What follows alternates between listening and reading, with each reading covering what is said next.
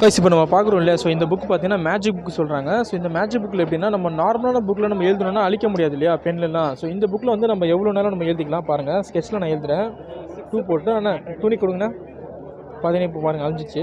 So இந்த மாதிரி நம்ம லைஃப் லாங் நம்ம யூஸ் பண்ணிக்கலாம். குழந்தைங்களுக்கு வந்து ரொம்ப யூஸ்ஃபுல்லாக இருக்கும். ஒவ்வொரு டைமும் நம்ம வந்து புக்ஸ் நம்ம வாங்கி தர மாதிரி இருக்காது இல்லையா.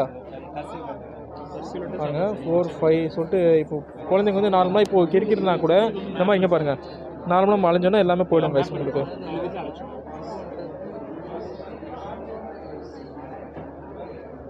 அண்ணா இதில் எத்தனை புக்ஸ்லாம் இருக்குது? இந்த மாதிரி 10 புக்ஸ் இருக்காண்ணா.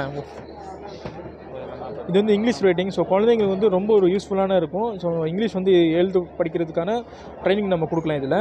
இதுன்னு பார்த்தீங்கன்னா இதில் வந்து மேப்பில் கூட இருக்குது. ஸோ நம்ம மேப்பில் பார்த்தீங்கன்னா இந்தியா மேப்பு, வேர்ல்டு மேப் சொல்லிட்டு இருக்குது பாருங்கள். நம்ம ஒவ்வொரு மேப்லேயும் வந்து ஒவ்வொரு இடத்துல வந்து ஒரு இது பண்ணுவோம்ல, பஞ்சாப், டெல்லி, தமிழ்நாடுன்னு சொல்லிட்டு. இப்போ குழந்தைங்க இப்போ